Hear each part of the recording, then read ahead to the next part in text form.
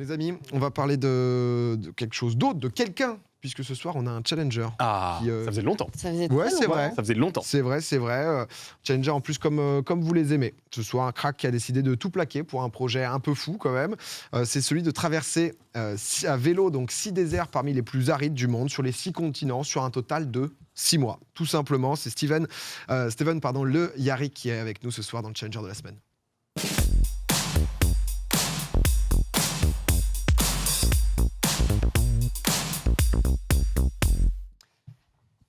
Steven qui nous rejoint, comment ça va, monsieur? Bah ça va, après avoir regardé des rats kangourous pendant 10 minutes. Ah bah c'est... Laura a été impressionnant. Steven, pour te présenter rapidement, donc toi t'as 35 ans, t'as bossé donc du coup assez longtemps justement à l'époque dans la com, dans cette spirale infernale un peu de la communication. T'as été aussi coureur cycliste élite jusqu'à tes 24 ans et en 2007, t'as un peu tout plaqué pour partir, pour les 120 jours donc en solitaire au Népal. Il y a eu un déclic là-bas? Ouais, je voulais rentrer au monastère surtout. Je voulais être moine bouddhiste, je voulais changer de vie, quoi. Donc, t'as fait quoi? Burn-out dans la com et burn-out dans le vélo, burn-out dans la com, après les Jeux de Rio. Et puis après, j'ai décidé de changer, d'être heureux, quoi, tout simplement. Gros changement quand même. Là-bas, comment ça s'est passé justement? C'était cool, c'était simple, c'était une vie... En fait, j'ai appris à être heureux en faisant rien, en fait. Et ici, on est dans une course constante, quoi. T'es tout le temps en train de prouver, en train d'essayer d'exister, en train d'essayer de comprendre des trucs. Et puis ça va vite, quoi, tu vois. Rien que je regarde le journal, comme ça, je dis, ouais, j'ai 35 ans, tu vois. D'un coup, j'ai pris 25 ans en me disant, mais mec, vous êtes trop en avance, quoi.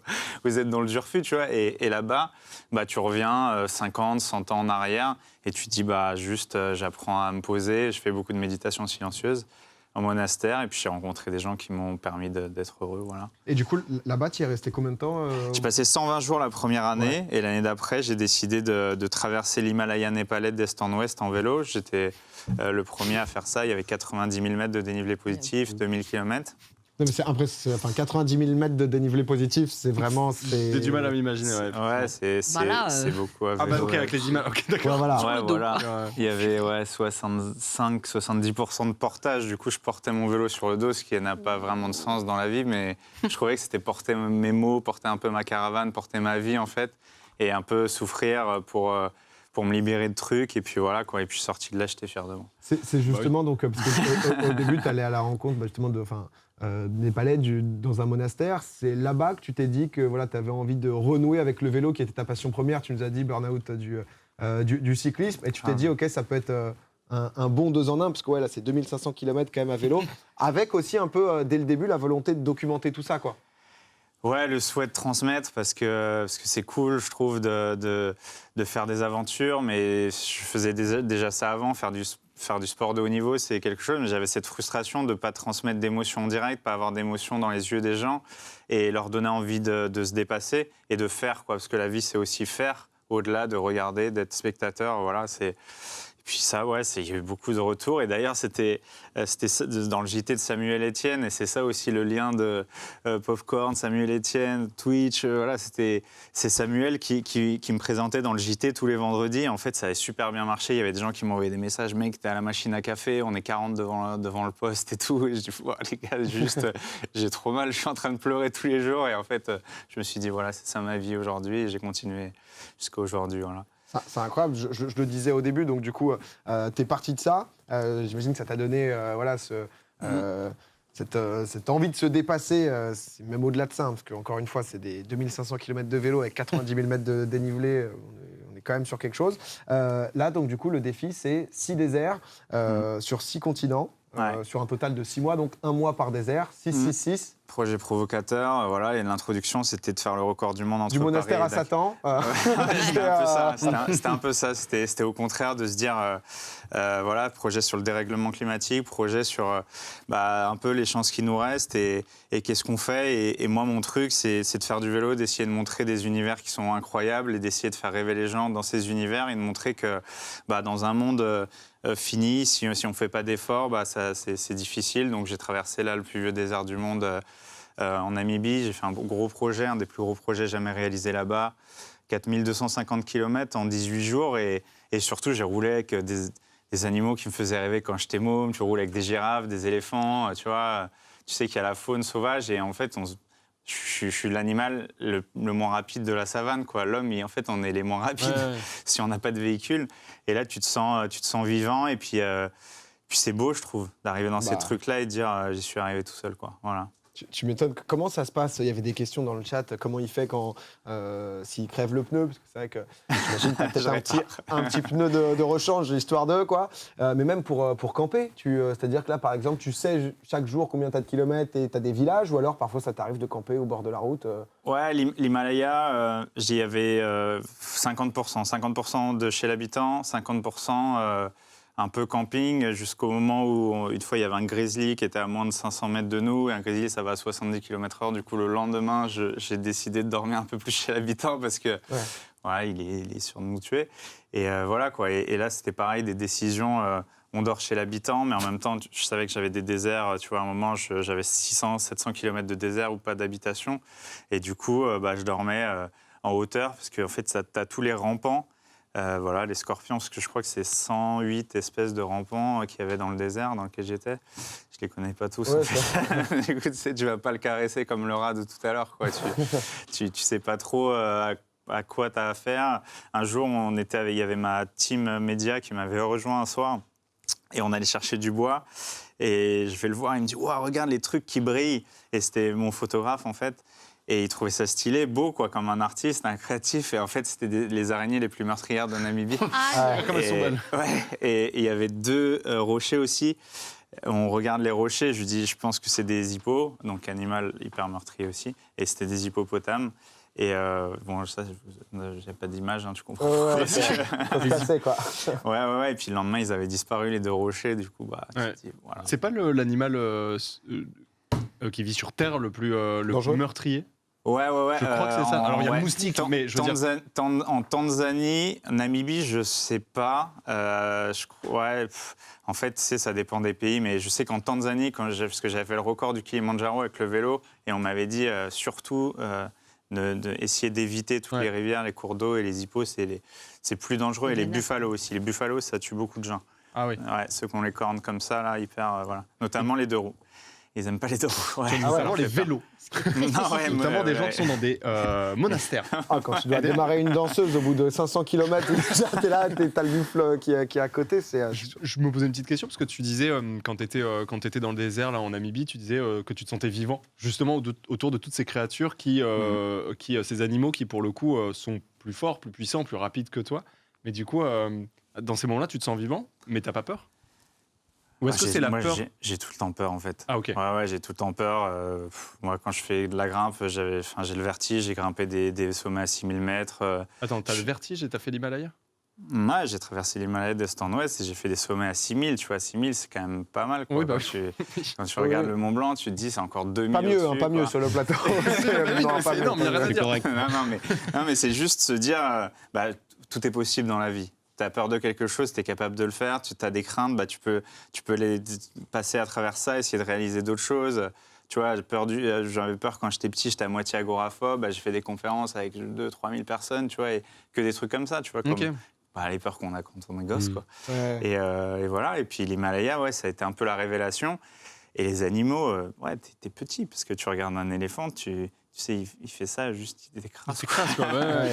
Et cette crainte, juste, elle te fait te sentir vivant, parce que pour moi, c'est ça le truc le plus fort dans la vie, c'est de te sentir tout petit ou des fois très très grand. Tu vois, tu réalises un truc, tu te sens hyper grand et la nature, elle te remet à ta place, t'es tout petit et ainsi de suite. Voilà, c'est un cercle qui est tous les jours changeant. C'est ça qui t'anime, du coup?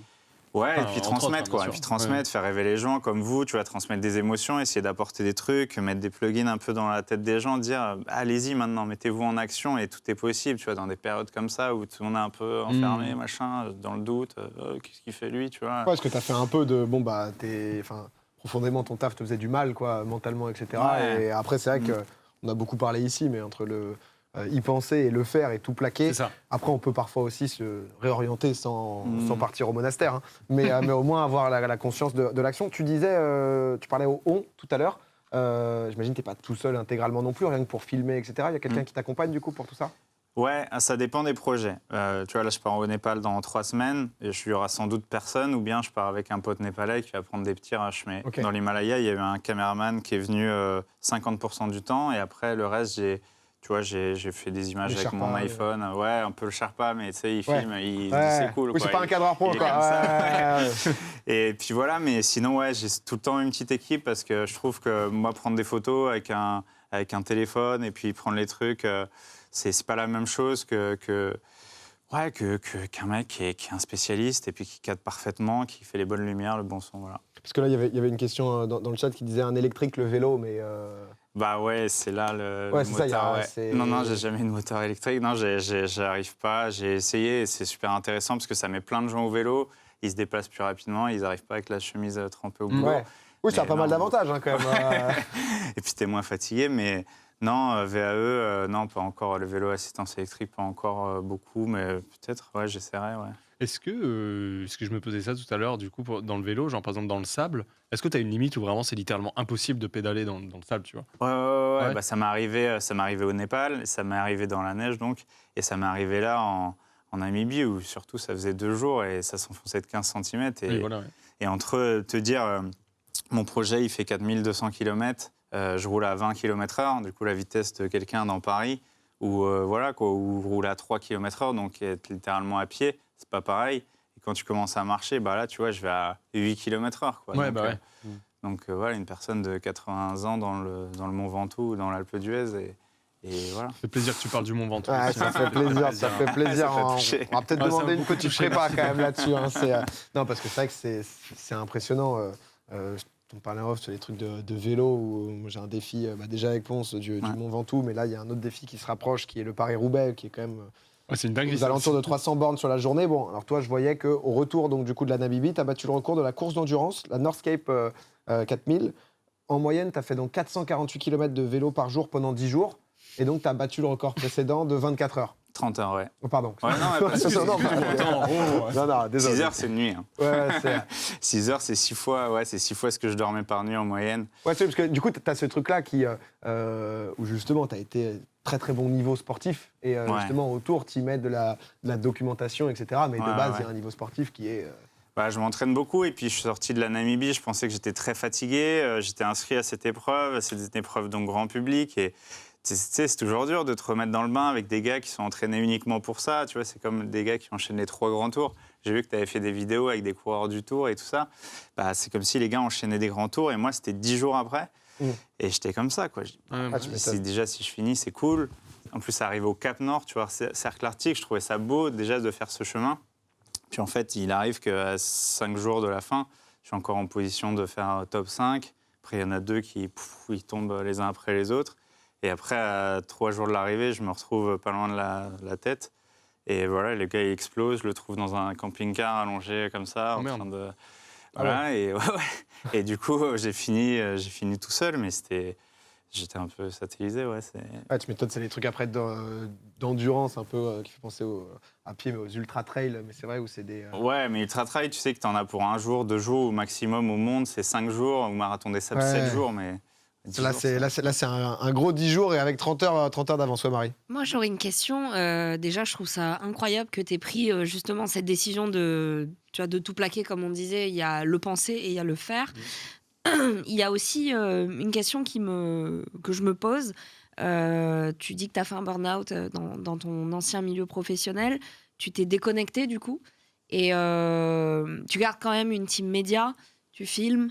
Il y a encore l'idée de battre des records, etc. Est-ce que finalement, on ne peut pas totalement s'en affranchir de ce monde-là? Est-ce que toi, tu as peur d'y revenir? Est-ce que tu as peur dans cette liberté, retrouver une prison qui t'enferme peut-être dans des chiffres, des performances? Ou est-ce que ça y est, t'es libéré de ça? Bien joué la question. Non, très très bien. Non, c'est parce que j'ai cette question tous les jours qui me vient. Pourquoi tu lâches pas tout et pourquoi tu pars pas? Et là, je retourne au Népal juste et dans ma tête, j'ai dit j'ai envie de faire 3-6 000 mètres parce que personne n'a jamais fait. Et c'est encore un truc de compétition envers moi-même et un peu les autres. C'est ancré en toi, quoi. Et quand j'arrive sur tout ce truc Northscape, je pars comme ça, la fleur au fusil un peu, et tout le monde me demande mais tu vas pour gagner et tout. J'avais pas envie. Et un adversaire qui me pique, un autre qui m'attend pas à la boulangerie alors qu'on était en train de manger tranquillement une pizza, tu vois. Donc ça me pique un peu une autre fois, et un mec qui dort pas. Et j'ai ce truc de quand j'étais gosse et j'ai commencé le sport, j'ai vu que tout le monde avait fait du sport. Et j'ai ce truc, à un moment, je redeviens un robot et ok, c'est où la bataille? J'ai envie de jouer à l'épée avec vous, quoi. Et quand je commence à prendre mon épée, bah, je résiste, je tiens, et des fois, je sais pas du tout comment je fais, tu vois, vraiment. Hein. Tu vois, Northcape ou Namibie, je savais à peu près où j'allais.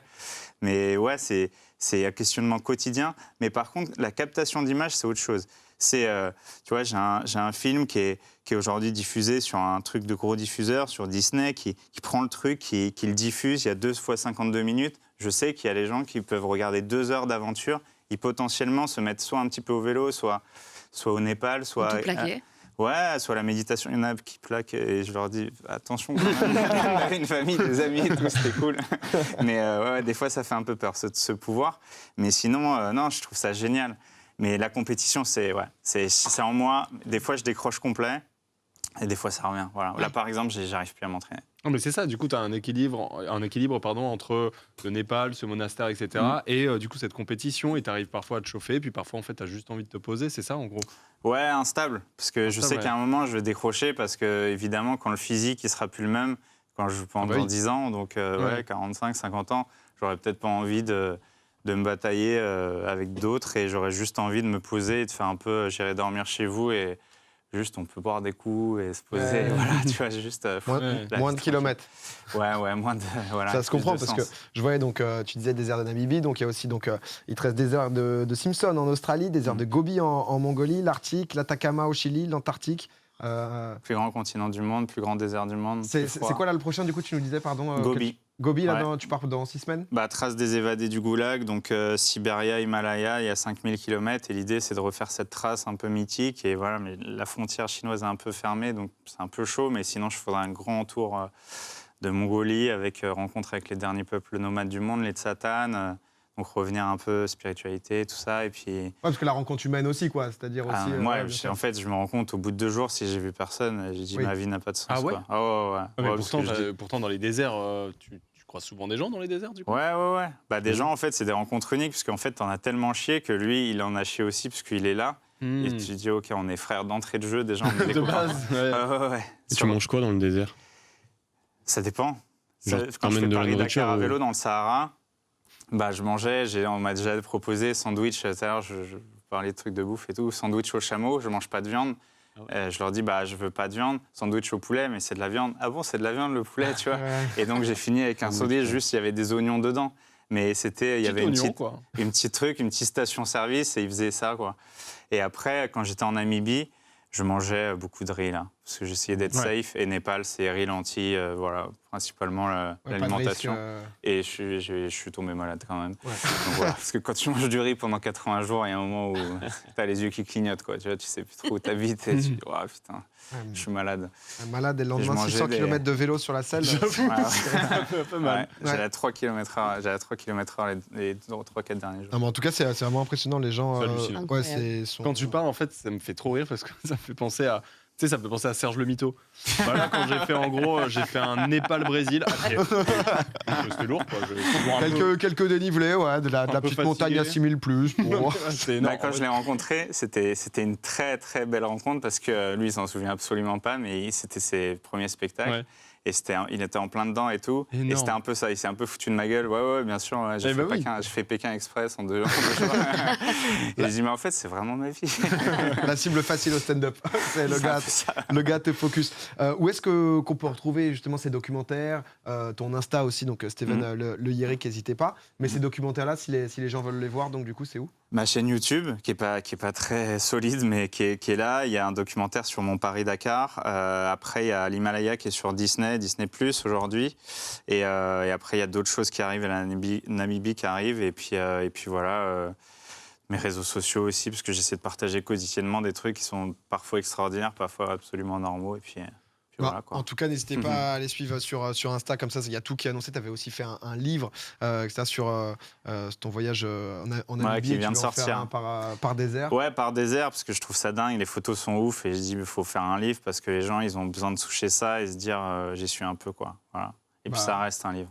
Non mais honnêtement, et Je ce truc du partage, etc., les différentes images, et même photos et tout là qu'on a pu voir, c'est honnêtement sublime et c'est vrai que c'est bien les gens qui inspirent à ça aussi, qui à la fois font voyager et en même temps peuvent remettre en question un peu sur quelle est l'essence de la vie, quoi. Et, Si on est heureux. hein Et si on est heureux, ouais, c'est ça. je trouve que c'était la parfaite introduction de décider J'avoue. d'être heureux. C'est hyper inspirant et Mon prochain merci. livre, c'est ça le titre, le jour où j'ai décidé d'être heureux. c'est trop cool. Bah, On se pose pas assez la question. J'ai du teasing et tout. non, mais merci énormément en tout cas d'être venu nous voir, Steven, Merci. et bon courage. Pour, Merci à vous. Merci pour l'invitation, c'est cool. Franchement, j'ai pris 20 ans d'un coup parce que je regardais les vidéos, je dis il y a un sujet où j'ai compris un truc, mais sinon c'était trop cool. Bah, ça fait plaisir dans notre but Vous justement m'avez d'ouvrir perdu. l'émission un peu à tout le monde. c'est Un jeu parfait. vidéo, lui je le regardais, je dis respect. Il maîtrise. Je dis il est très très Je fort. m'accrochais. Il est au-dessus. Il y a que sur le rack t'as capté le bail. Quoi C'était que sur le rack t'as compris. C'est un peu ça. J'ai introduit Les quoi. 70 milliards de Microsoft, tu vois, il peut pas plus que ça. Tu t'en fous, toi, en fait. Super Steven, super. Merci Merci, énormément, les en gars. tout cas, bonne C'est soirée. Merci beaucoup.